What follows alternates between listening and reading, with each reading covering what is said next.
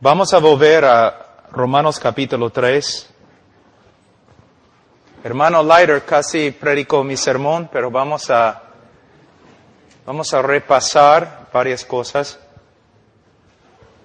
Romanos capítulo 3, versículo 23. Por cuanto todos pecaron y están destituidos de la gloria de Dios, siendo justificados gratuitamente por su gracia mediante la redención que es en Cristo Jesús, a quien Dios puso como propiciación por medio de la fe en su sangre para manifestar su justicia a causa de haber pasado por alto en su paciencia los pecados pasados, con la mira de manifestar en este tiempo su justicia, a fin de que Él sea el justo y el que justifica al que es de la fe de Jesús.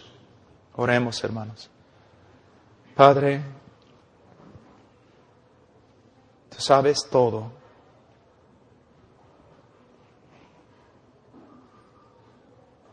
Sabes muy bien, Señor, lo que necesitamos. Que somos débiles, Señor.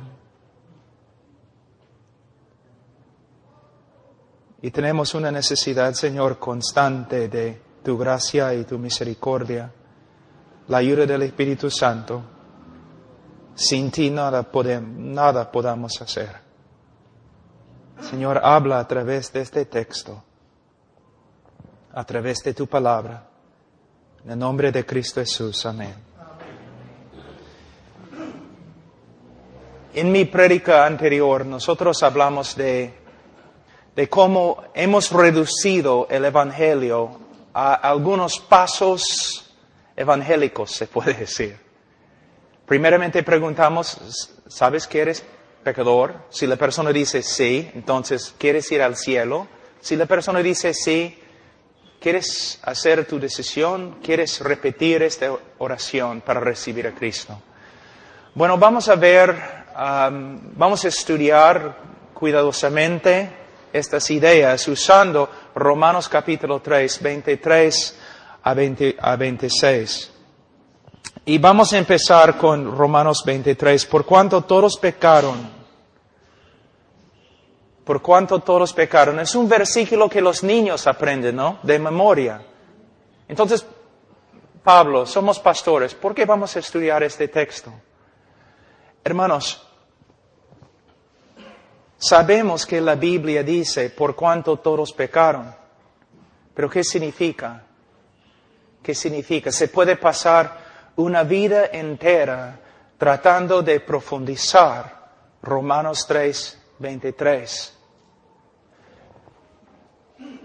Pero más, la gente afuera en la calle, cuando nosotros decimos, cuando proclamamos, por cuanto todos pecaron, de verdad, no significa mucho a ellos.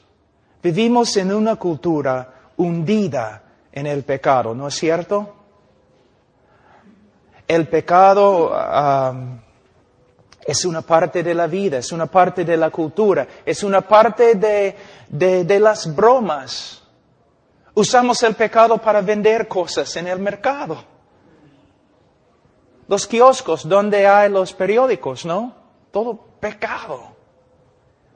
Somos una cultura en los Estados Unidos, una cultura también peruana. Amamos el pecado. Entonces, cuando hablamos del pecado, las personas no piensan bíblicamente. Ellos no saben cuán pecaminoso es el pecado. El mundo afuera no tiene ninguna idea cuán horrible es el pecado. Es el trabajo del predicador exponer las Escrituras, explicar cómo es el pecado y cómo reacciona Dios al pecado. No es suficiente simplemente decir, ¿sabe qué? Somos pecadores. Y a veces también nosotros como predicadores no tomamos en serio el pecado.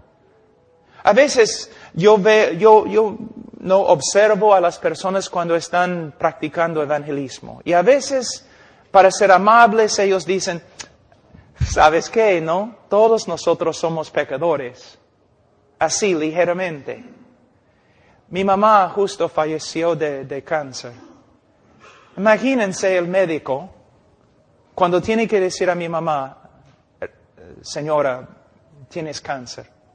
Imagínense él diciendo todo así. ¿Sabe qué, señora? Tienes cáncer. Qué feo, ¿no? Es una ofensa hablar así.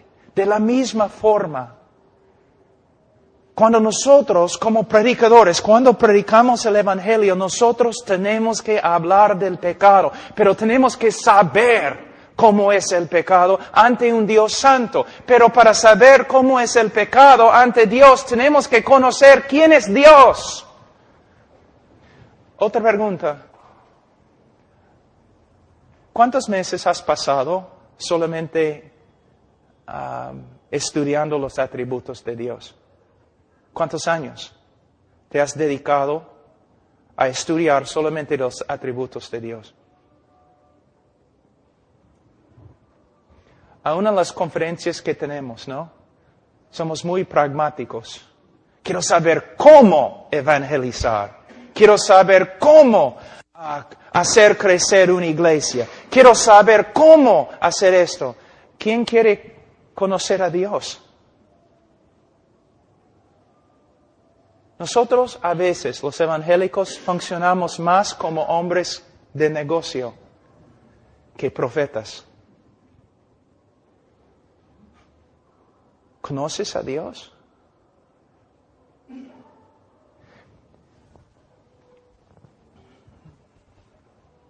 El pecado. ¿Por cuánto todos pecaron? ¿Por qué no están ustedes temblando? Los puritanos antes, o siempre decían, cuando el hombre peca, no peca contra el alcalde de un pueblo chiquitito. No peca contra el presidente de un país. Peca contra el Señor de la gloria. No hay manera de explicar cuán asqueroso, feo, horrible es el pecado, pero una de las tareas de un predicador es intentarlo. No solamente tenemos que proclamar a la sociedad, somos pecadores, o por cuanto todos pecaron. Tenemos que estudiar las Escrituras para que podamos presentar la evidencia cuán feo, horrible es el pecado y las consecuencias del pecado. Por eso, hermanos, tenemos que estudiar, tenemos que profundizar, tenemos que pasar toda nuestra vida estudiando las Escrituras para que podamos presentar las evidencias, explicar lo que la Escritura dice, por cuanto todos pecaron. Ahora, vamos a empezar. Hay que explicar lo que significa.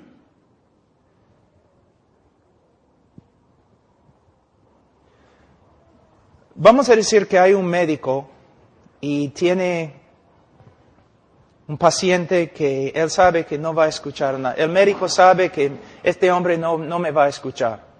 El hombre tiene cáncer, pero no me va a escuchar. El hombre necesita una operación, pero no me va a escuchar. Entonces, el médico, en amor, ¿qué va a hacer? El médico va a sentarse en su escritorio y va a empezar a juntar toda la evidencia. Evidencia tras evidencia, prueba tras prueba. Y de ahí va a ir al hombre y va a decir, tienes cáncer. Aquí está una evidencia, otra evidencia, otra evidencia, otra evidencia, otra evidencia. Y más, el cáncer que tienes es horrible. Aquí, ¿cuán horrible es? Otra evidencia, otra evidencia, otra evidencia. Nosotros tenemos que proclamar al mundo que todo el mundo ha pecado, pero a la vez tenemos que explicar lo que significa. Cuando nosotros predicamos evangelísticamente o cuando testificamos a una persona, nosotros tenemos que sentarnos y decir, la Biblia dice, por cuanto todos pecaron. Ahora voy a usar las Escrituras para mostrarte qué significa y voy a seguir haciéndolo hasta que por medio de la obra del Espíritu Santo Dios comience a obrar en tu corazón Y hay quebrantamiento y arrepentimiento. Usando las Escrituras. Ahora, dice, por cuanto todos pecaron y están destituidos de la gloria de Dios. Vamos a decir que somos jóvenes en la calle, nosotros. ¿Y dónde está hermano Pablo Chinchay? O hermano Edwin, ¿dónde está? Hermano Edwin, párese. Y tú me dices, oye Pablo, corre. ¿Por qué? Edwin dijo que te va a pegar. Y yo lo miro. Yo no voy a correr. Que venga pues. Vamos. Pero tú vienes, próximo día tú dices, Pablo, corre. ¿Por qué? Porque ese hombre ahí atrás con el saco parece hermano. El grandote, parece. Usted. Tú dices, él te va a pegar. Ya me voy.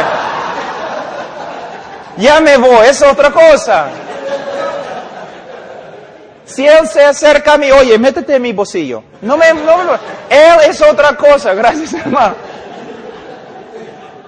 La gente en el día de hoy no tiene miedo del pecado porque no tiene miedo de Dios, porque no conocen a Dios, porque no estamos predicando a Dios, porque estamos tan ocupados como pastores que no tenemos tiempo para conocer a Dios.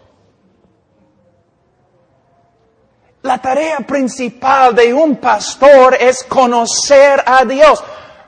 Una pregunta, ¿cuándo es la última vez que pasaste meses, quizás un año, enseñando tu congregación con respecto a los atributos de Dios? ¿Ves? ¿Qué estamos haciendo? La doctrina más importante, la teología propia, la doctrina de Dios, los atributos de Dios. Una persona no puede entender cuán horrible es el pecado a menos que conozca quién es Dios. La mayoría de las personas tienen un Dios más o menos de este tamaño, que se puede meter en el bolsillo. No tiene miedo. Y no saben quién es. Ni en las iglesias evangélicas saben quién es Dios, porque no estamos predicando los atributos de Dios. Entonces cuando decimos, por cuanto todos pecaron, ¿y qué? O predicamos acerca de Dios, pero no predicamos acerca de algunos de los atributos más importantes, como la santidad, como la justicia, como la ira de Dios, o como el aborrecimiento de Dios. Voy a darles un ejemplo. ¿Cuántos de ustedes han escuchado la frase, Dios aborrece el pecado y ama al pecador? Está bonito, ¿no? El único problema es herejía. No es lo que las Escrituras enseñan. Hay varios lugares a través de la Biblia donde dice que Dios aborrece al pecador. Y vamos a hablar de eso. ¿Ves? Muchas veces predicamos cosas que hemos escuchado de otros, sin investigar. ¿Es verdad? Suena bien, me parece bien, pero ¿de verdad es lo que la Escritura enseña?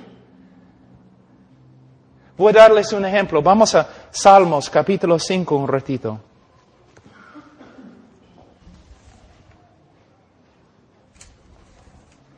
Salmos, capítulo 5.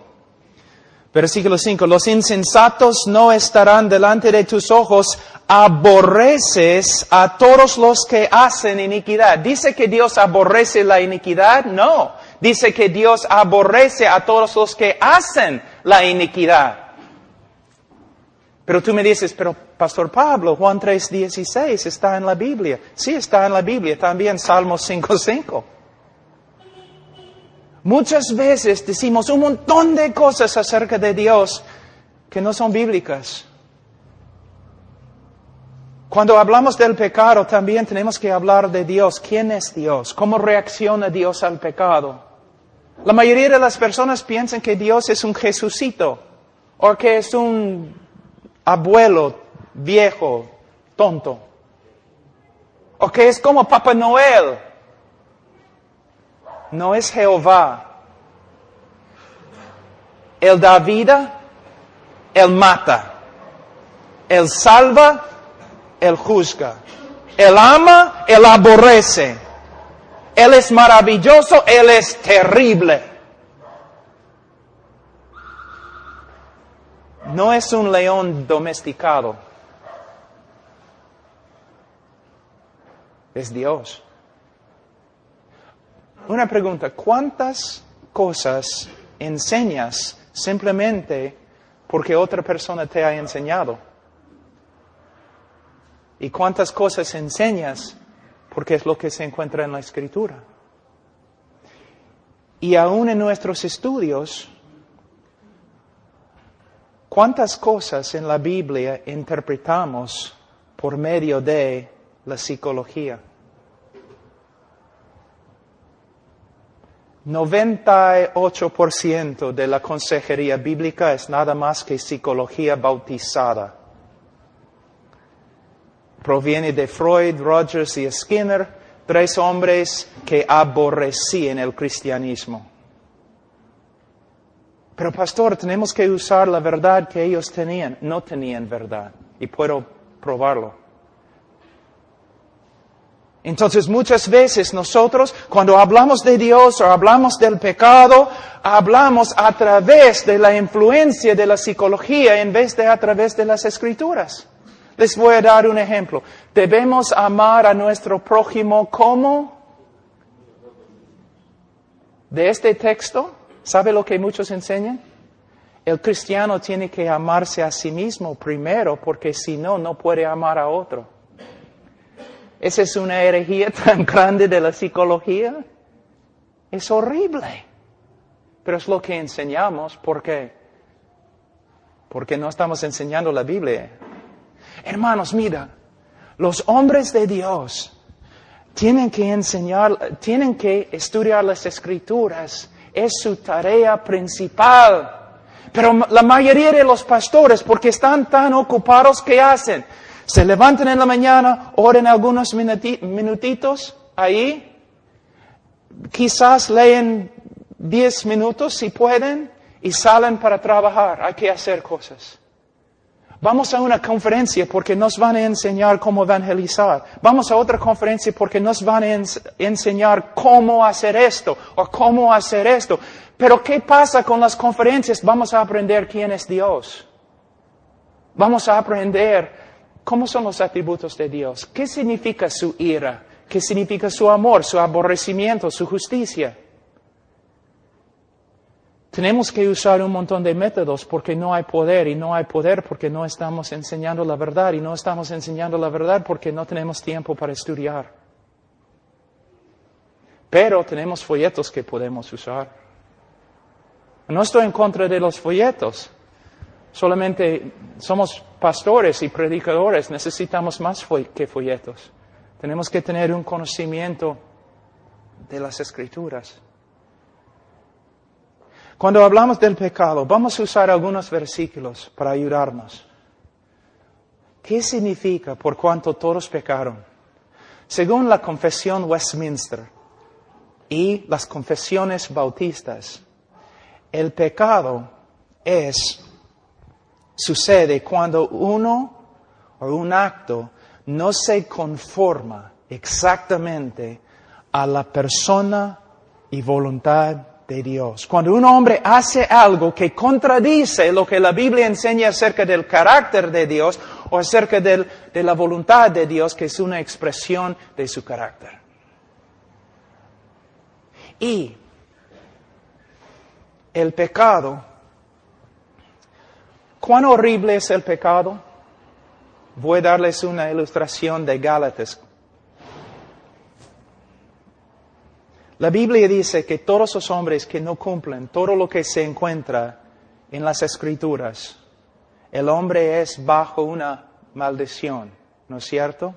¿Qué significa ¿Qué significa estar bajo una maldición? Significa que el hombre que ha pecado una sola vez, es tan horrible y asqueroso ante un Dios santo y un cielo santo, que la última cosa que el hombre va a escuchar cuando toma su primer paso para entrar en el infierno, la última cosa que va a escuchar es toda la creación aplaudiendo a Dios. Porque Dios le ha enviado al infierno. El hombre es tan horrible ante un Dios santo. Y ese es el problema en el día de hoy.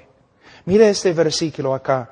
Dice, por cuanto todos pecaron y están destituidos de la gloria de Dios. La interpretación moderna de este texto es, Dios tiene un plan maravilloso para tu vida, pero por causa del pecado no has logrado el gran plan que Dios tiene para ti. Es una interpretación nueva. Si vas a los comentarios antiguos no vas a encontrarlo.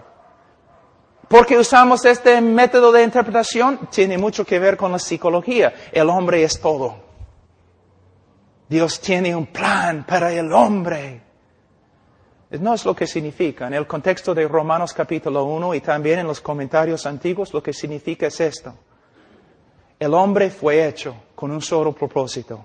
Glorificar a Dios, adorar a Dios y servir a Dios. Y el hombre no lo ha hecho. En vez de servir a Dios y glorificar a Dios, el hombre se ha glorificado a sí mismo y se ha rebelado contra la ley de Dios. Y por eso Pablo dice en Romanos 1, 2 y 3, el hombre merece la condenación y nada más. Nosotros predicamos en el día de hoy como si el hombre fuera un víctima. No es un víctima, es un aborrecedor de Dios, que peca porque aborrece a Dios. Su vida está destruida porque aborrece a Dios y se ha rebelado contra Dios.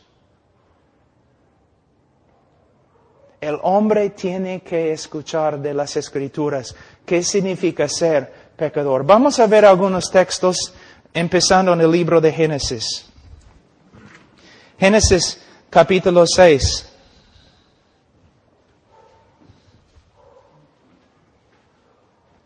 Versículo 5. Y vio Jehová que la maldad de los hombres era mucha en la tierra y que todo designio de los pensamientos del corazón de ellos era de continuo solamente el mal. ¿Cómo es el corazón del hombre? La Biblia dice así. Ahora, el corazón del hombre significa la esencia del hombre. Se refiere a todo lo que el hombre es. Corrupto totalmente. Una vez yo estaba predicando en una universidad y después de leer el texto, un joven se acercó a mí y dijo, no estoy de acuerdo con tu interpretación del texto. Y yo le dije, no interpreté el texto, joven. Lo leí nada más. Y él dijo, el hombre no es así, hay algo bueno en el hombre.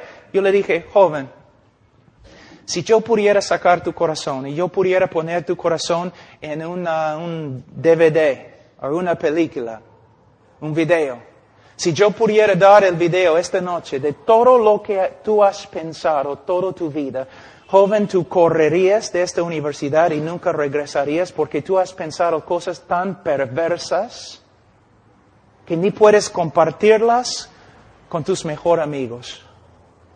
Y él dijo, sí, así es el hombre. Así es el hombre. Corrupto. Totalmente corrupto. Ninguna cosa buena en él.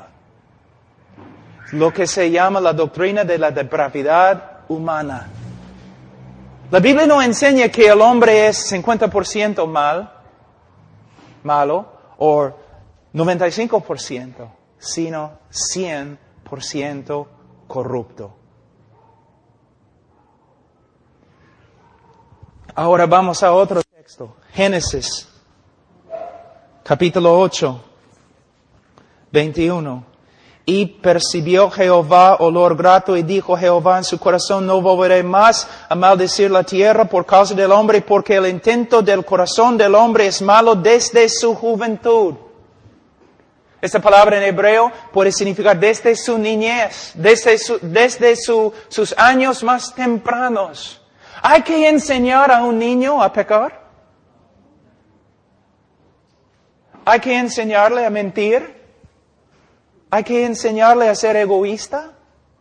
Nace así.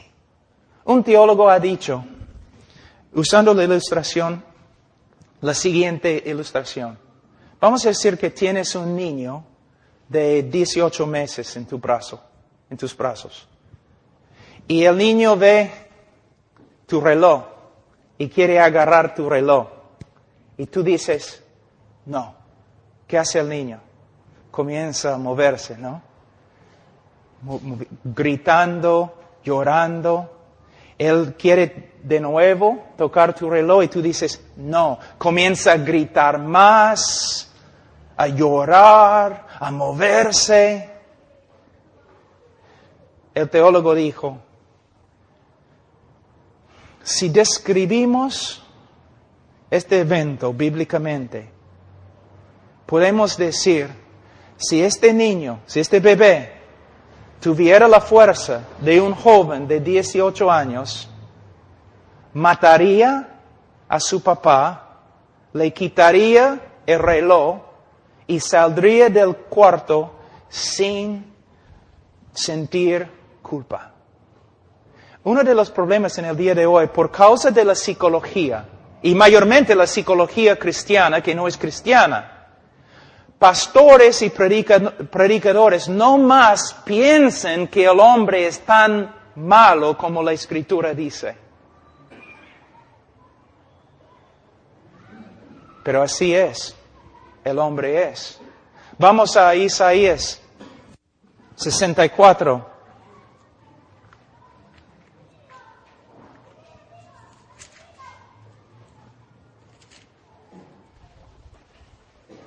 Versículo 6, si bien todos nosotros somos como suciedad y todas nuestras justicias como trapo de inmundicia. Imagínense un leproso acá. Un leproso. Cuando está sufriendo de la lepra, es horrible. Todo su cuerpo está pudrificando. Pero imagínense que nosotros queremos ayudarle, entonces vamos a Lima y compramos una tela muy fina y le vestimos al leproso en la tela fina, blanca, que hemos comprado. ¿Qué va a pasar? En algunos minutos, toda la contaminación de su cuerpo va a comenzar a pasar a la tela. Y la tela va a llegar a ser tan sucia como el hombre mismo. Esta es la razón por la cual el hombre no puede salvarse a sí mismo. Es la razón por la cual las buenas obras no salvan. Porque el hombre es totalmente corrupto. ¿Una vez has pensado, por qué Hitler era así? ¿Una vez? ¿Es que él nació más pecador que tú? ¿O debemos culpar a la sociedad? ¿Por qué Hitler era peor que tú? ¿Una vez has pensado? Porque la Biblia dice que todos los hombres nacen igualmente depravados. ¿Te das cuenta? Entonces, ¿por qué no eres como Hitler? La Biblia enseña algo que no te va a gustar.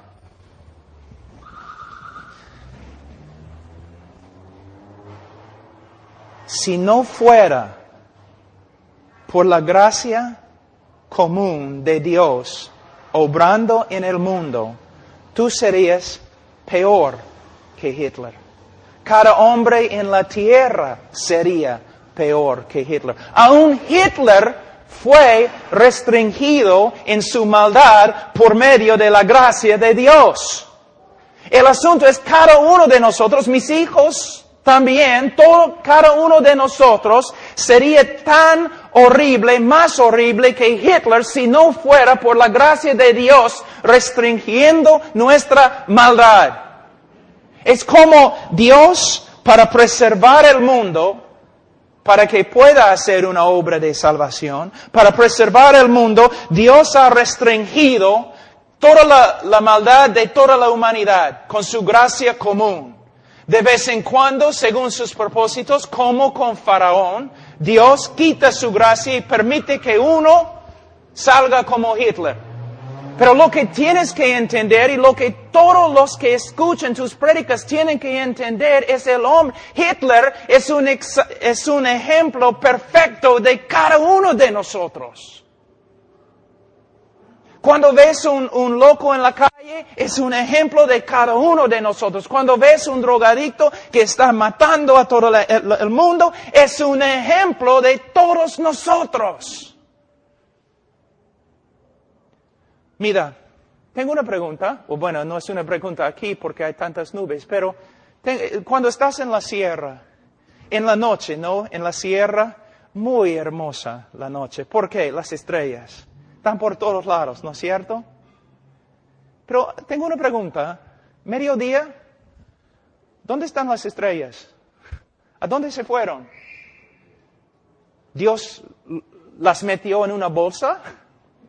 ¿A dónde se fueron? Están ahí, ¿no es cierto? Pero no puedes ver las estrellas. ¿Por qué? Porque las estrellas se ven mejor cuando detrás de ellas hay solamente noche, negro, un cielo negro, donde no hay luz, no hay nada, y ahí las estrellas resplandecen, ¿no es cierto? Cuando yo quería casarme con Charo, yo fui a comprar un aro, y yo estaba buscando un diamante, y el hombre en la tienda me dio un diamante, un aro, y yo le pregunté, ¿dónde está el diamante? Él dijo, acá. ¿Dónde? Acá. Yo no podía verlo. Pero él echó una tela negra y puso el aro, ¿no? En la tela negra.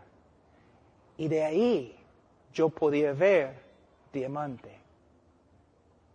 De la misma forma, muchas personas no pueden ver la gracia de Dios, la belleza de la salvación de Dios, porque tú no estás pintando los cielos negros. La razón por la cual el predicador debe predicar acerca del pecado.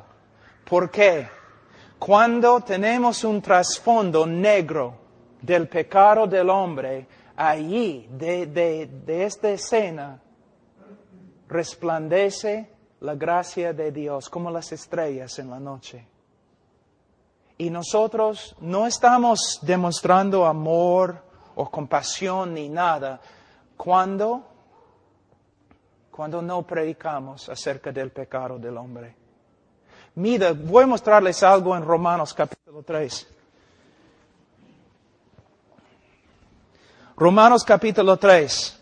Me imagino que ustedes han estudiado el texto muchas veces, pero los primeros tres capítulos del libro de Romanos tienen todo que ver con el pecado del hombre. ¿Qué está haciendo el apóstol Pablo? Bueno, a veces yo escucho a los predicadores diciendo, el Señor no me ha dado un ministerio de condenación, sino salvación.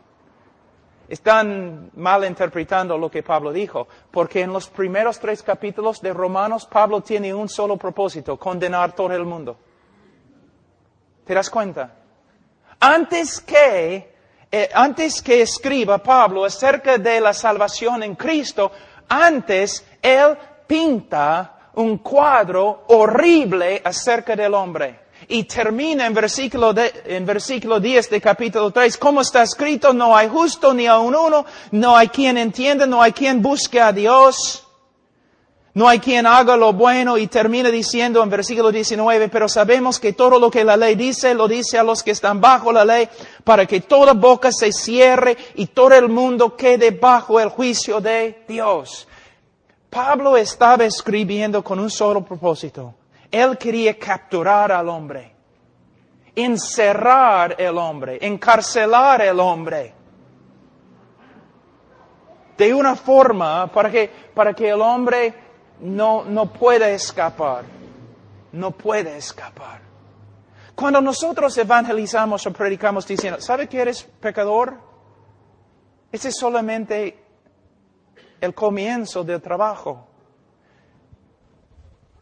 Sí, pastor, todos son pecadores, ¿no? Las personas hablan así porque no quieren sentirse a solas. Sí, todos nosotros somos pecadores, como si fuera a ayudar. Decimos, mira, la Biblia dice, por cuanto todos pecaron. Ahora, voy a explicarte lo que significa. No con un espíritu crítico, no con orgullo, no con enojo, quizás con lágrimas. Voy a explicarte lo que eres ante Dios. Muchas veces cuando hablo con personas, pero yo soy así porque mis padres o porque la sociedad o tú no entiendes las pruebas. No. Todo lo que estás diciendo, amigo, es una mentira. Tu vida es así porque tú eres un pecador. Todo lo que ha pasado es tu culpa. Ahora vamos a empezar. Eso es lo que dice Dios acerca de tu condición. Eso es lo que dice Dios acerca del pecado. Eso es lo que Dios dice acerca de tu rebeldía. Esto es lo que Dios dice acerca de ti, acerca de mí, acerca de todos. Y hablando del pecado, hasta que empecemos a ver quebrantamiento, arrepentimiento, humildad, algo. Mira cómo evangelizamos en el día de hoy. Como predicadores no estamos buscando casi nada. Solamente, ¿estás de acuerdo? ¿Sí? ¿Quieres ir al cielo? ¿Estás de acuerdo? ¿Sí? ¿Quieres recibir a Cristo? ¿Estás de acuerdo? Sí, ya, entonces está bien. No, como predicadores, nosotros nos sentamos con la gente. Ahora explícame. ¿Entiendes lo que te dije? ¿Sí? O los evangelistas que hacen preguntas que saben que los oyentes pueden contestar. Pero no, explícame, ¿qué significa ahora que eres pecador? De lo que te mostraron las Escrituras, muéstrame cómo responde Dios a tu pecado. Y esperando, viendo, mirando, observando. ¿El Señor está obrando en su corazón? ¿Hay arrepentimiento bíblico? ¿Tiene un corazón contrito? En vez de simplemente pasar por cada etapa evangelística y de allí pronunciarlo salvo. Ahora, dice, por cuanto todos pecaron, están destituidos de la gloria de Dios. Hermanos, vivimos en un mundo, voy a darles un ejemplo. ¿Cuán humanista es el Evangelio en el día de hoy? Dios hace todo lo que hace para su propia gloria. Dios hace todo lo que hace por causa de su amor para con sí mismo. Dios se ama a sí mismo más que todo lo demás. ¿Qué piensas? Vivimos en un mundo en el día de hoy. No, pastor, Dios ama al hombre más que todo. ¿De verdad? ¿Desde cuándo? ¿Dios ama al hombre más que todo? No. Si tú amas algo más que a Dios, ¿cómo se llama? Idolatría. Lo que tenemos que entender es que Dios es Dios. Él es digno de toda la gloria. Él debe amarse a sí mismo más que a cualquier otra cosa o persona. Es digno, pero nosotros no nos parece bien. No, Dios debe amarme a mí. ¿Cuántas veces he escuchado canciones en las campañas evangelísticas? Dios ama al hombre más que todo lo demás. No es cierto. El hombre no es el centro del universo. Dios es el centro del universo. Dios no hace todo lo que hace para salvar al hombre. Dios hace todo lo que hace para su gloria. Y es digno de hacerlo. El hombre no es la causa de todo, o la motivación divina. Es Dios. Dios tiene un plan maravilloso para tu vida, pero no has alcanzado el plan por causa de tu pecado. No es lo que significa, psicólogo. Lo que significa es, Dios te ha hecho con un solo propósito, glorificarle, y no lo has hecho. Te has rebelado y no lo has hecho. Y por eso tu vida está casi destruida. Todo se centra en Dios, no en el hombre. Dios ama al hombre, de verdad. Él ha mostrado su amor en la cruz del Calvario, pero como predicadores nosotros tenemos que entender el orden. El hombre no es principal en el universo, Dios es principal. Dios no hace todo lo que hace para el hombre o por el hombre, sino por su propia gloria. Dios es número uno, no el hombre. Dios es el centro del universo, no el hombre. Personas dicen, si Dios está ahí en el cielo y está llorando porque tú no quieres recibir su salvación. ¿De verdad? ¿Puedes mostrarme en la Escritura? Pero Cristo en la tierra lloró. Sí, pero Cristo no está en la tierra en ese momento. Ningún lugar en el cielo, en la Biblia, donde dice que Dios está llorando porque la gente le está rechazando. El famoso teólogo Tozer dijo, si todos los hombres llegan a ser ciegos, no va a disminuir la gloria del sol que resplandece. Y si todos los hombres se convierten en ateos, no va a disminuir la gloria ni la felicidad de Dios. Dios no necesita al hombre. Dios salva al hombre, no por causa del hombre, sino a pesar del hombre, para mostrar su propia gloria en la tierra. Pero tú tienes tanto valor ante Dios. No tienes. Eres un rebelde, un criminal. Y si rechazas a Dios y vas al infierno y nadie va a estar llorando. Más bien todos van a levantar la mano y declarar que Dios es justo. ¿Ves? Todo se centra en el día de hoy alrededor del hombre y su necesidad. Pero no es así. Dios da vida, Dios destruye, Dios salva, Dios condena. Pero Dios no tiene necesidad.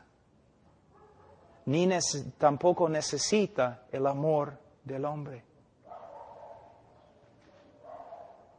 Por cuanto todos pecaron y están destituidos de la gloria de Dios. Una explicación más con respecto a este texto. Miren Romanos capítulo 1, versículo 19. Romanos 1, 19 es la interpretación, de verdad, de Romanos 3, 23.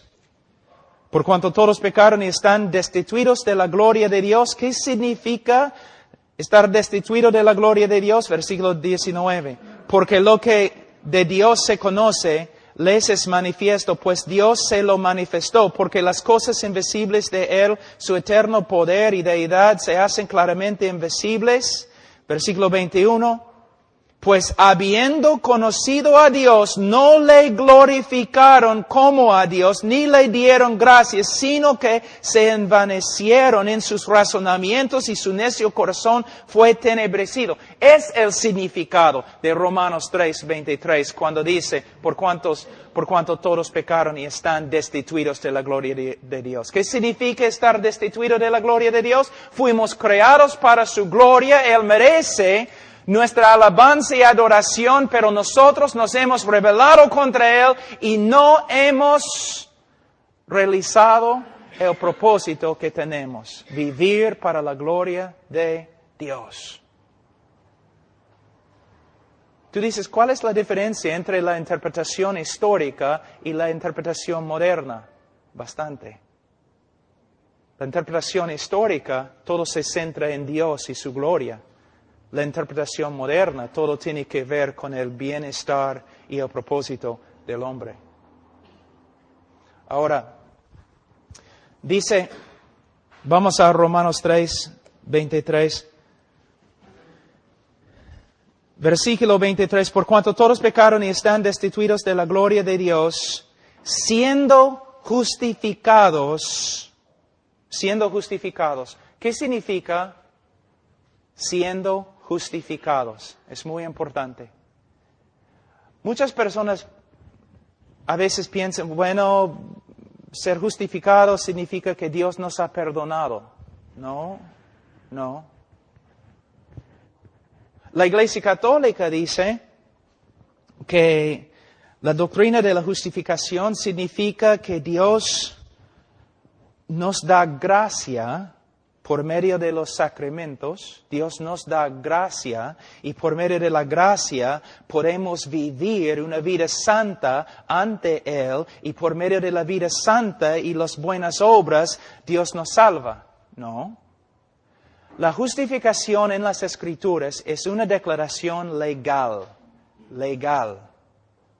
Es muy importante. La justificación es una declaración legal. El momento que una persona cree en Jesucristo, Dios legalmente lo declara justo ante Él. Y aquí se encuentra el problema. Hermano Carlos habló un poco de eso, pero voy a explicar el mismo problema de otra forma. Aquí es el dilema. Dilema es una palabra que se usa. Dilema divina. Es este. Si Dios es justo, Él no puede perdonarte. Si Dios es justo, Él no puede perdonarte. Es el problema más grande de las Escrituras y una de las partes más importantes en el evangelismo. Nosotros decimos a las personas, Cristo tuvo que morir, ¿sabes por qué? Bueno, por causa de mi pecado, sí. Pero todavía no hemos llegado a la respuesta. Cristo murió.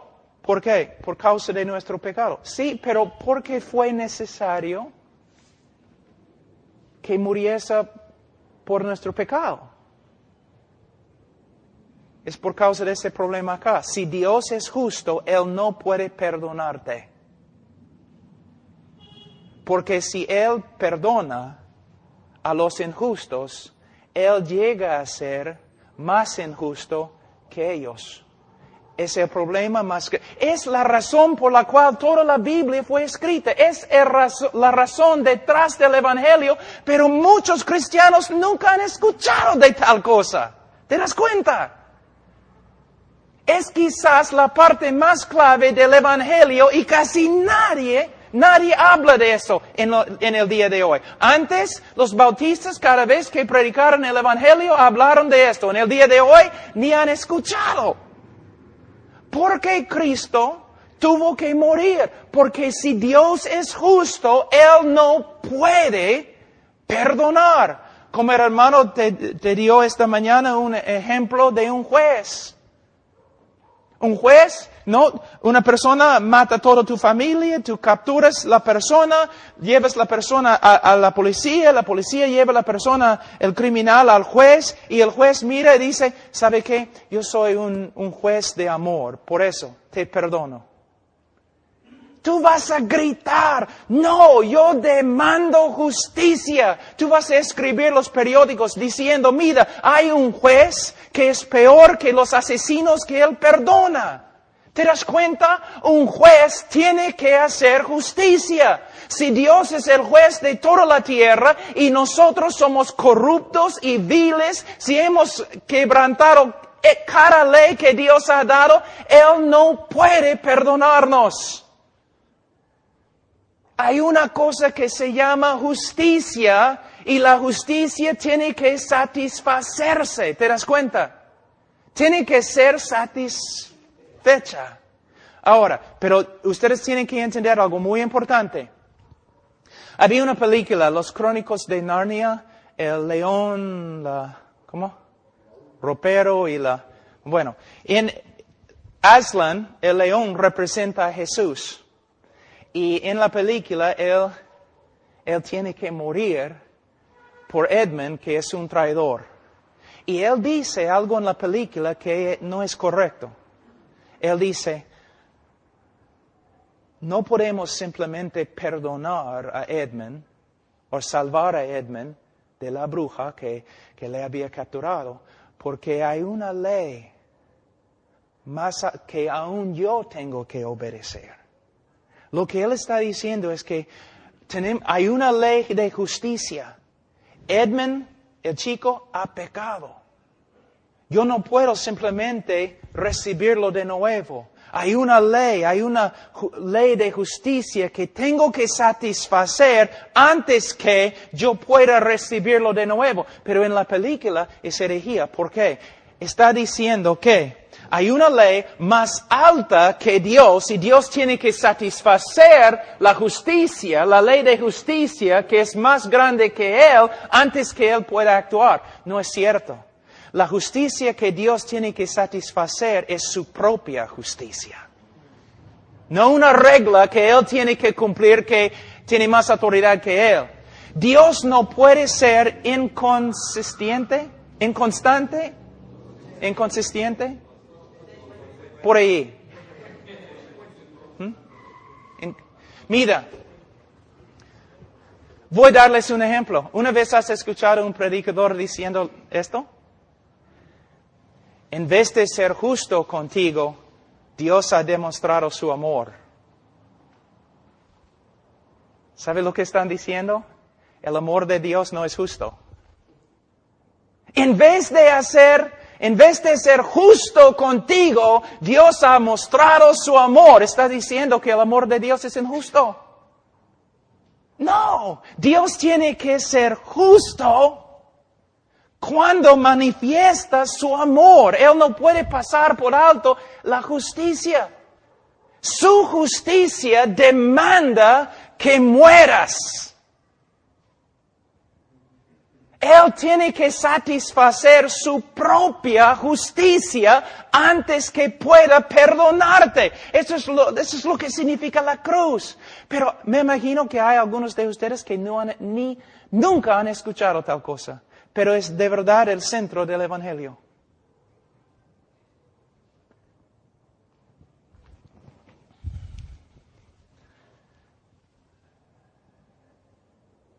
Alguien tiene que morir. Dios es justo. Pero también un ratito vamos a hablar de otra cosa. Vamos a hablar del aborrecimiento de Dios. Sí, se encuentra en la Escritura. ¿Cuándo es la última vez que escuchaste una prédica sobre el aborrecimiento de Dios? Pero sin entender el aborrecimiento de Dios no podemos entender el amor de Dios. El aborrecimiento de Dios. Hay varios textos en la Escritura donde dice que Dios aborrece al pecador. Dice. ¿Qué significa? Una vez yo estaba enseñando sobre el aborrecimiento de Dios y una mujer se enojó. Y ella dijo, Dios no puede aborrecer o odiar. ¿Por qué? Porque Dios es amor. Y yo le dije, no, Dios es amor, por eso tiene que odiar. Y ella dijo, ¿qué? Voy a darte un ejemplo. ¿Amas a los bebés? ¿Sí? Entonces tienes que odiar el acto de abortar los bebés.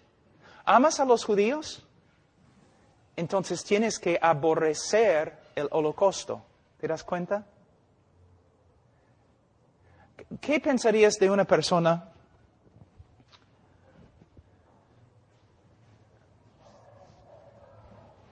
que tú estás leyendo el periódico, ¿ya?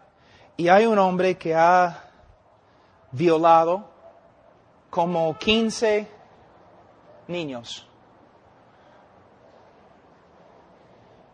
Y tú dices, caramba, caramba. Y tú muestras a uno, mira lo que ha pasado. Este hombre ha torturado y violado 15 niños, pequeños chibolos, así. Y el hombre dice, bueno, no sé, yo soy más o menos neutral. ¿Qué vas a pensar? ¿Vas a pensar que es un hombre moral? No. Un hombre moral cuando lee en el periódico que otro hombre ha violado 15 niños, el hombre si es moral, ¿qué va a hacer? Va a enojarse, ¿no es cierto? Va a enojarse. A veces yo escucho a los predicadores dicen, Dios no es un Dios enojado. ¿De verdad? ¿Qué dice el libro de Salmos? Dios está enojado todos los días. ¿Y por qué? Porque todos los días un Dios santo y justo y lleno de amor está viendo la destrucción de su creación. Está viendo las perversidades y los pecados y rebeldías de los hombres. Todos los días Él está viendo las mentiras y los asesinatos. ¿Ves? Si Él es santo, si Él es justo, Él no puede ser neutral con respecto al pecado o al pecador. Él viene, Él dice, con venganza y ira. El enojo, el aborrecimiento de Dios. Cuando Dios dice que un pecador es una abominación, ¿qué piensas? ¿Qué está diciendo? ¿Que es una abominación para la creación? No, para Dios es una abominación. Dios abomina a esta persona. Él aborrece a esta persona. Entonces, si todos los hombres han pecado, y todos los hombres están bajo la ira de Dios, si Dios aborrece a todos los que hacen la iniquidad, entonces, ¿cómo puede Dios amar al hombre? Es una buena pregunta. Vamos a usar este hermano. Vamos a decir que Él representa a nosotros nuestro pecado, nuestras abominaciones y todo lo demás. Y aquí tenemos un Dios santo y justo. Un pecador tan vil puede motivar a un Dios santo para que le ame. ¿Cómo va a reaccionar un Dios santo al pecado del hombre? Cuando a través de toda la Escritura podemos ver Dios diciendo, por causa de su pecado les voy a condenar, por causa de sus pecados les voy a juzgar, por causa de sus pecados les voy a destruir. Entonces el hombre pecador no puede motivar el amor de Dios. Dios no ama por causa del hombre. Él no ama por causa del valor del hombre. Dios ama solamente porque Dios es amor. Y Él ama para demostrar su propia gloria, para su propia gloria y propia alabanza. La motivación de amar al hombre no viene del hombre, sino viene de Dios mismo. Tenemos un montón de personas caminando en la tierra que se creen merecedores del amor de Dios. ¿Te das cuenta? Y nosotros, predicando la psicología, están diciendo, claro que sí, Dios te ama porque tú eres su creación y todo lo demás. Y no hablamos de lo que la Escritura dice. La Biblia dice, hermanos, que el hombre es pecador. ¿Cuántas veces pecaron Adán y Eva antes que fueran echados fuera de la presencia de Dios? Una sola vez. Por medio de un solo pecado, Dios hundió toda la creación en condenación. Tú has pecado muchas más veces que Adán y Eva. ¿Cómo puede? Si Dios va a destruir una tierra entera por causa del pecado, ¿cómo va a tener una relación contigo? Lo que tenemos que ver es que el hombre es pecador, Dios es santo y justo, y si Dios es santo y justo, ¿cómo va a perdonar a un hombre? Aquí es otra manera de verlo.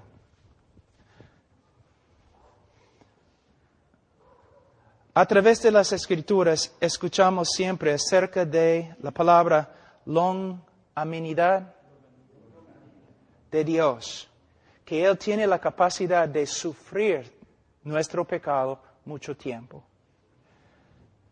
Así es como es.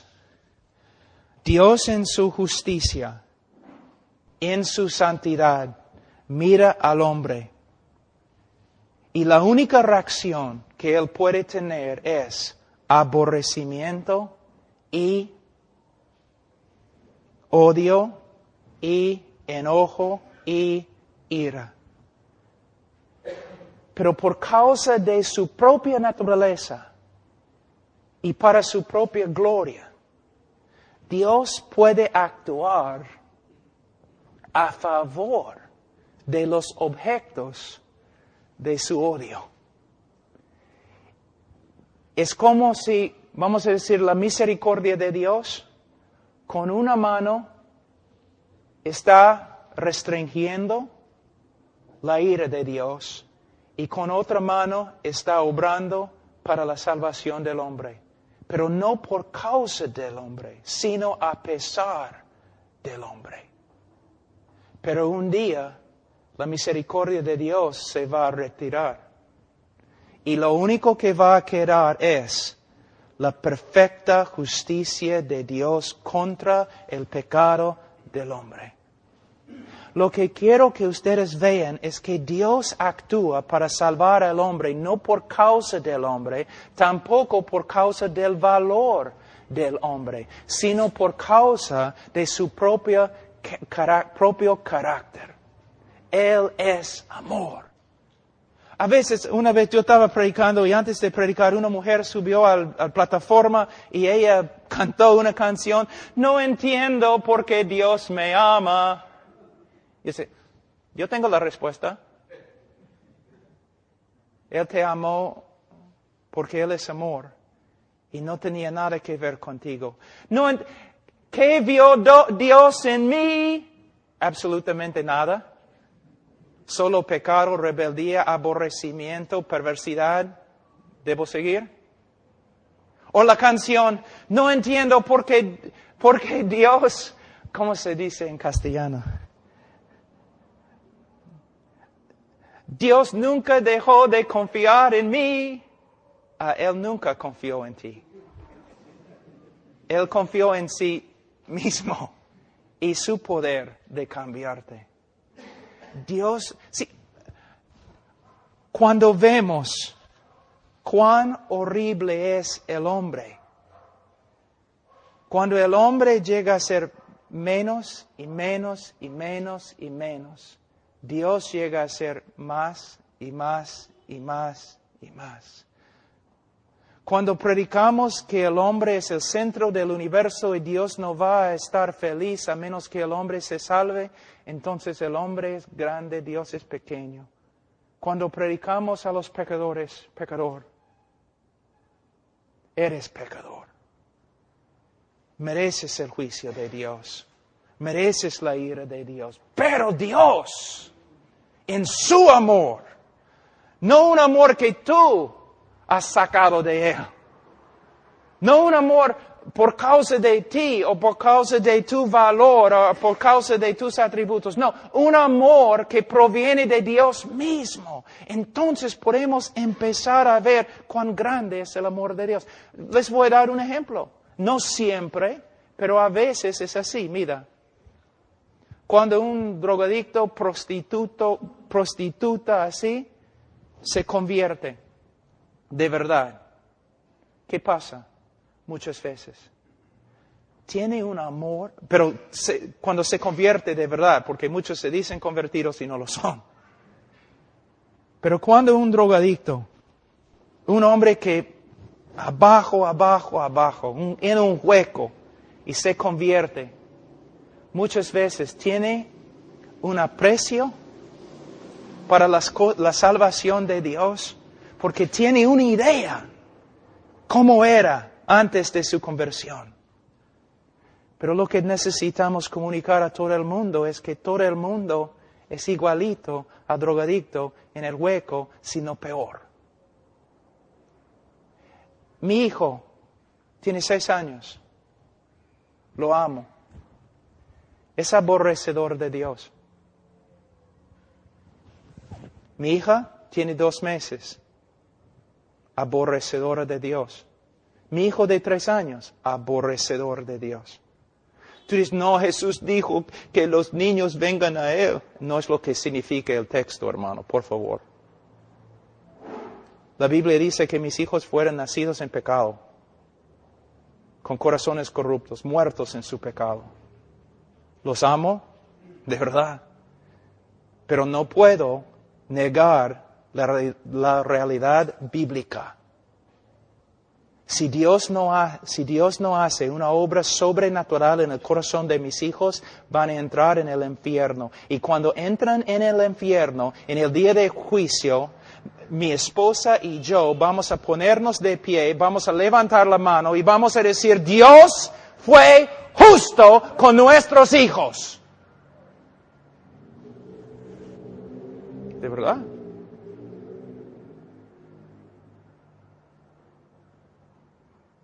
Pero ojalá que se conviertan. Dios acá, hombre acá. En vez de el evangelio moderno, el hombre acá y Dios acá. Pero Cristo está tocando a la puerta y está llorando y quiere entrar, pero tú no quieres. No, no es lo que la Biblia dice. Cristo está sentado sobre su trono y está ofreciendo salvación a todo el mundo. Es lo que dice. Ha enviado embajadores de paz para decir, ven a mi cena, vengan todos ustedes a mi cena. Si no vienen, Él viene con un juicio que no se puede describir. Una diferencia. Una diferencia. Ahora, yo sé que he hablado un poco más, pero quiero terminar esa parte, siendo justificados gratuitamente. No por causa de nada. ¿Ustedes recuerdan el texto donde dice, aborrecieron a Cristo sin causa? ¿Recuerdan? Es la misma palabra aquí en griego. Él nos justificó sin causa. No le dimos ninguna causa, sino lo contrario. Él nos justificó no por causa de nosotros, sino a pesar de nosotros. Él nos declaró legalmente justo ante Él, aunque no éramos justos ante Él. Y Él podía hacerlo solo por medio de la muerte de Cristo en la cruz del Calvario. Ahora, de nuevo, estoy un poco triste porque es tan difícil para mí comunicar esas cosas en español. Pero hermanos, tenemos un evangelio ahí, donde parece que el hombre es víctima de todo, y que Dios no puede vivir sin el hombre, y que el hombre, si Dios no puede ganar el hombre, Dios está allí llorando, no tocando a la puerta de su corazón y todo lo demás, pero no es así. Tenemos un Dios que ha hecho una obra de salvación, solo por medio de la gracia. No por causa del hombre, sino a pesar del hombre. Él está sentado sobre el trono. Él ha enviado embajadores de paz para decir a todo el mundo, vengan ustedes a mi cena. Si no vienen, hay juicio. Y Él puede salvar al hombre solo por medio de la cruz del Calvario. Solo por medio de la cruz. Pero en la cruz, en la próxima lectura lo que vamos a estudiar es lo siguiente. En la cruz, algo ha sucedido que muchos no entienden. Voy a terminar con esto. Yo estaba en Rumania hace como 4 años. Yo estaba predicando en un seminario de los alemanes. Y después de predicar fui a la biblioteca y yo estaba mirando, tratando de encontrar un libro que yo podía leer, y encontré un libro que se llamaba La Cruz de Cristo. No era el libro de John Stott, sino de otro. Entonces saqué el libro y empecé a leer. Aquí es lo que encontré en el libro. El autor dijo, Dios el Padre miró del cielo y Él observó todo el sufrimiento de Cristo en la cruz por causa de los romanos y los judíos. Él miró abajo, desde el cielo, miró a Jesús en la cruz y vio todo el castigo que Él sufrió a las manos de los romanos, y Él consideró lo que sucedió ahí pago por nuestro pecado. Él consideró lo que Él vio, ¿no?, el pago para satisfacer su justicia. Es una mentira. Es herejía. Es herejía. Cuando Cristo murió en la cruz, bueno, hermanos, ¿puedo seguir para terminar? Hermanos, ok.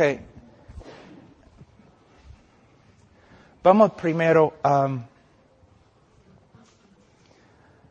Cristo está en la cruz y Él grita, Ila, lama sabactani. Dios mío, ¿por qué me has desamparado? Ahora, fíjense, ¿qué está diciendo Jesús? ¿Quién desamparó a Jesús en la cruz? ¿Quién? El Padre. El Padre desamparó. La palabra también significa abandonó, rechazó. Es una palabra muy fuerte. Muchos predicadores dicen, Dios miró desde el cielo y miró a su Hijo y Él no podía soportar ver el sufrimiento de su Hijo y por eso simplemente no podía ver. Es una mentira, no es lo que la Escritura dice, es una mentira. La Biblia dice que Dios no podía mirar a su Hijo y desamparó a su Hijo. Dios abandonó a su Hijo. La pregunta es, ¿por qué? ¿Por qué? Vamos a Salmos 22 y vas a ver por qué. Salmos 22, versículo 1. Dios mío, ¿por qué me has desamparado? ¿Por qué estás tan lejos de mi salvación y de las palabras de mi clamor? Es su queja. Dios, ¿por qué me has desamparado? El Mesías en la cruz está clamando a Dios, ¿por qué me has desamparado? Versículo 2. Dios mío, clamo de día y no respondes, y de noche no hay para mi reposo. Da un argumento ahí en versículo 4. En ti esperaron nuestros padres, esperaron y tú los libraste, clamaron a ti y fueron librados, confiaron en ti y no fueron avergonzados. Cristo está diciendo, en toda la historia de Israel, cuando un hombre justo clamó a ti, tú lo salvaste. Pero yo, tu Hijo, tu Mesías, yo clamo desde la cruz, pero me has desamparado. ¿Por qué? La respuesta, versículo 3, pero tú eres santo, versículo 6, mas yo soy gusano y no hombre. Dios desamparó a su Hijo en la cruz porque en la cruz su Hijo Santísimo llegó a ser pecado, la cosa que Dios aborrece y condena. En los folletos que tenemos dice que Dios está acá y el hombre está acá y Dios no puede pasar al hombre y hay una gran separación entre los dos. Para cerrar la separación, alguien tenía que morir fuera de la presencia favorable de Dios. Alguien tenía que morir condenado de Dios. Desde el comienzo de la creación y antes de la creación, Dios el Padre, Dios el Hijo, Dios el Espíritu Santo existieron en un compañerismo absolutamente perfecto y lleno de gozo. Una comunión perfecta, pero la primera vez en la cruz la comunión se destruyó porque el Hijo amado de Dios llevó nuestro pecado y Dios ni podía mirar a su Hijo porque Él llegó a ser pecado y más, Él llegó a ser una maldición ante Dios, una abominación de Dios. Tú eres una abominación ante Dios. Antes de tu conversión eres una abominación ante Dios. Para salvarte, alguien tenía que morir en tu lugar como una abominación, una maldición. Cristo, cuando llevó nuestro pecado, su comunión con Dios fue destruida. ¿Por qué? Él había llegado a ser pecado y Dios ni puede mirar el pecado. Él llegó a ser una maldición. Mira en Gálatas capítulo 3, muy rápido. En Gálatas capítulo 3,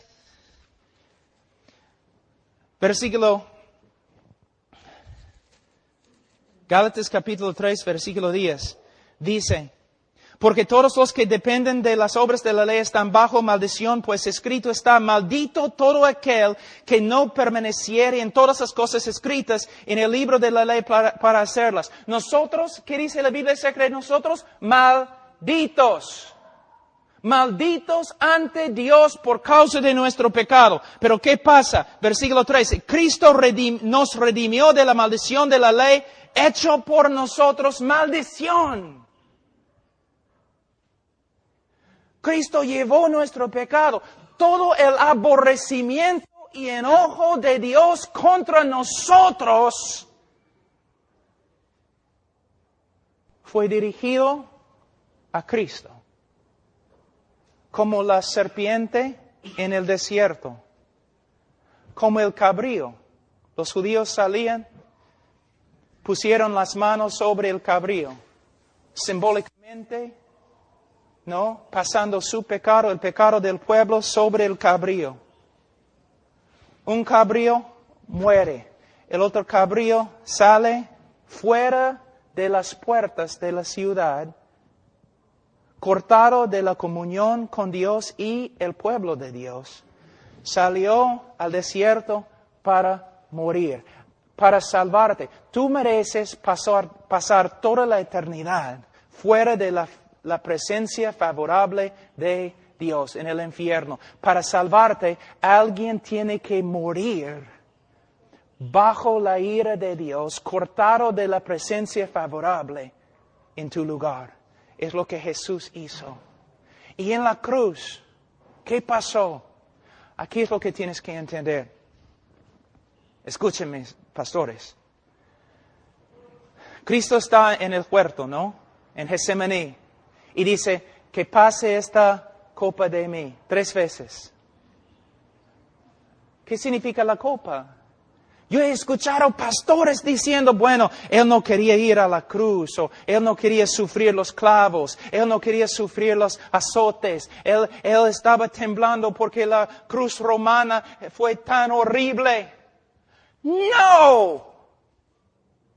Tengo una pregunta. ¿No es cierto que muchos, miles de discípulos después de Cristo, discípulos de Cristo, murieron en cruces? ¿No es cierto? ¿No es cierto que la historia nos dice que muchos de ellos se fueron a su cruz cantando himnos y con gozo?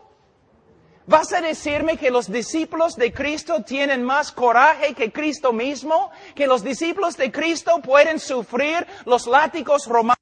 Y los discípulos de Cristo pueden morir en la cruz cantando himnos, pero el capitán de nuestra salvación está en un huerto escondiéndose, orando con angustia, que pase esta copa de mí. ¿Tú de verdad crees que Cristo tenía miedo de una cruz?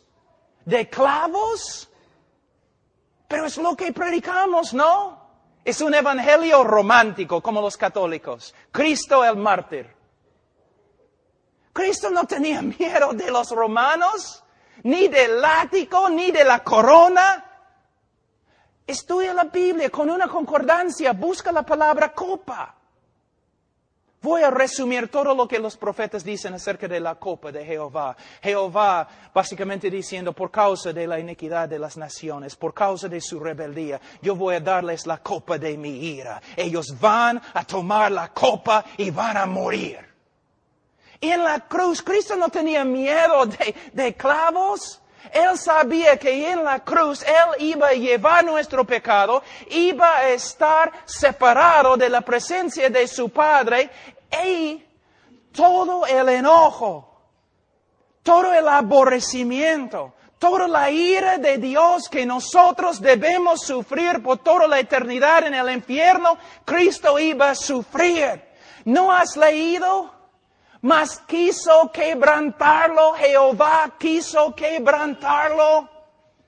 Alguien tenía que morir aplastado, quebrantado bajo la ira de Dios, separado de la presencia favorable de Dios. Allí es el Evangelio, allí se encuentra el poder de la cruz. En la cruz Dios quebrantó, derramó su ira sobre su propio Hijo para salvarte a ti de su ira. Alguien tenía que morir así. La historia de Abraham y Isaac. Tú has predicado acerca de esa historia miles de veces, pero ¿has entendido la historia? Su único hijo, el Espíritu Santo dice. Abraham tenía que llevar su único hijo y sacrificarlo. Y Abraham tiene el cuchillo y se rinde. Va a matar a su hijo. Pero mientras está bajando la mano, Dios, ¿no? Le restringe. Agarra. No. Y tú dices, ay, qué bonito la historia. No, terminó bonito. No terminó. Fue la intermisión. ¿Intermisión? La parte intermedio, nada más. Porque miles de años después, Dios agarró el cuchillo, puso su mano sobre la cabeza de su único Hijo Jesucristo y lo mató. ¿Una vez has predicado eso?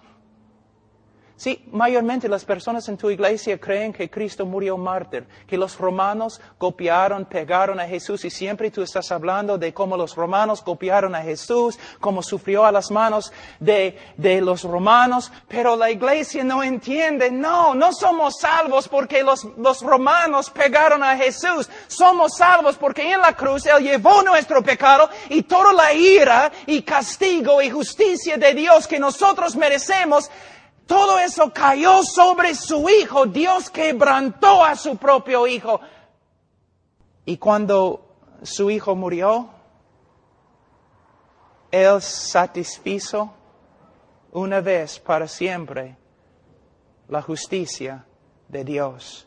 Y ahora Dios puede justificar el pecador y a la vez ser justo, porque Él satisfizo su justicia en la cruz del Calvario. El problema resuelto. Y la mayoría de los cristianos en Perú nunca han escuchado tal cosa.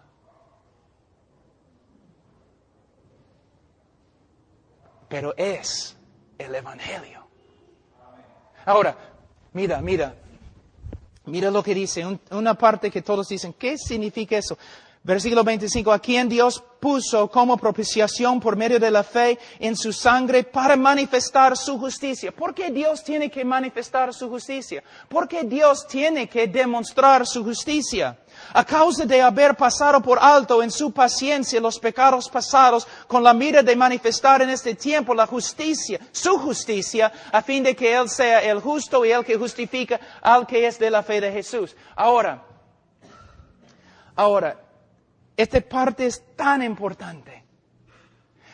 En un sentido, la cruz justifica al pecador, ¿no es cierto? Por medio de la cruz, el pecador se justifica, ¿claro? Pero los teólogos también dicen, por medio de la cruz, Dios se justifica. Pero usando la palabra de otra forma, por medio de la cruz, Dios se vindicó. ¿Cómo? Hay un problema en la historia. Hay un problema aquí en Perú, ¿no es cierto? Mira, ¿cómo es el problema? Yo les voy a mostrar.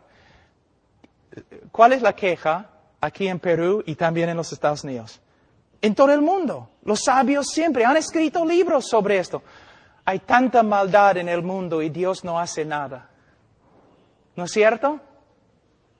Ok, vamos a hablar de una cosa parecida. Voy a ser el diablo un tiempo. ¿Ok? El diablo peca contra Dios, ¿no es cierto? Se rebeló contra Dios. ¿Y qué pasó? Yo te digo lo que pasó. Justicia perfecta. Él fue condenado. Y todo el cielo no tenía ningún problema. Nadie en el cielo tenía un problema. ¿Por qué?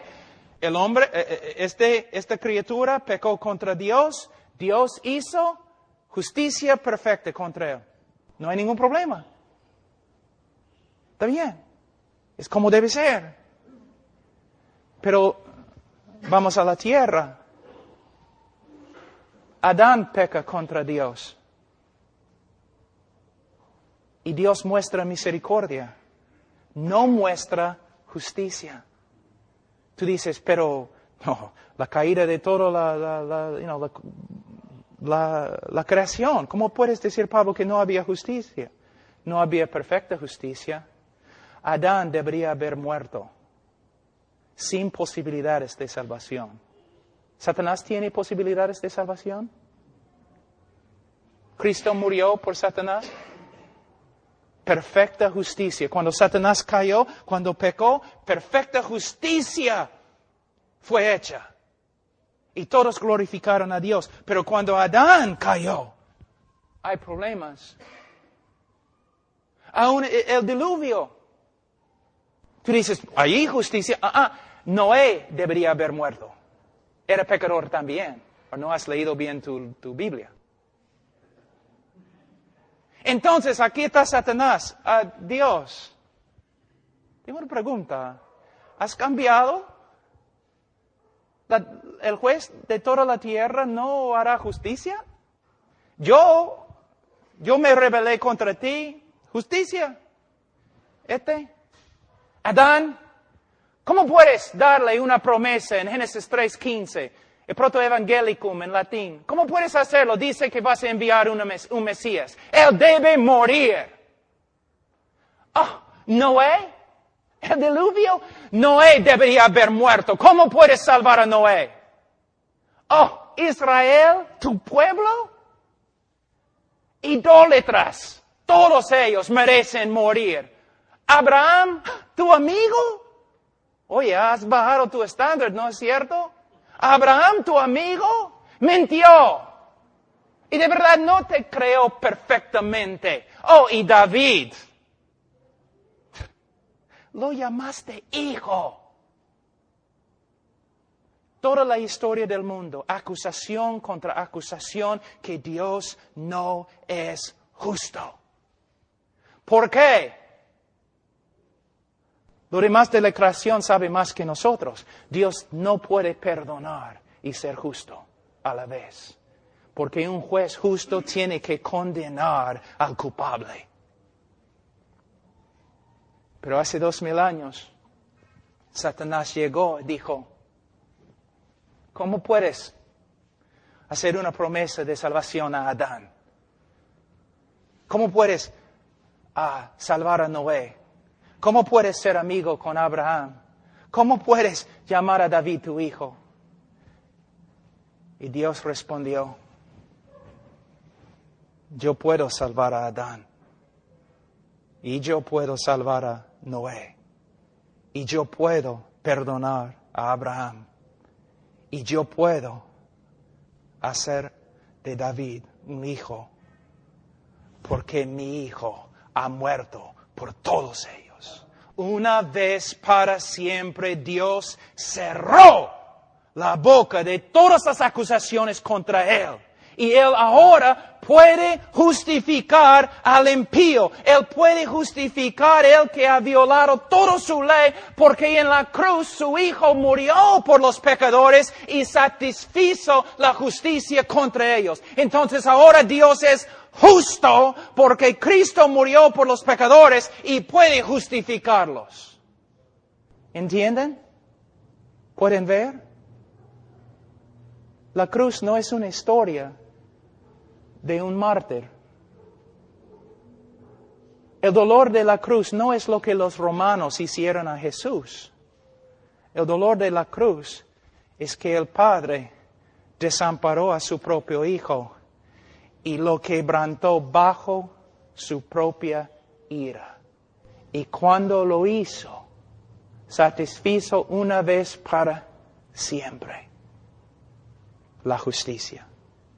Eso es lo que significa el Evangelio. Esto. ¿Ves? Entonces, ¿recuerdan ustedes lo que dije? Vamos a pasar toda la eternidad tratando de entender lo que Dios ha hecho por nosotros en Cristo. Tú pensaste, ¿no? Yo entiendo el Evangelio. ¿Por qué van a predicar sobre el Evangelio?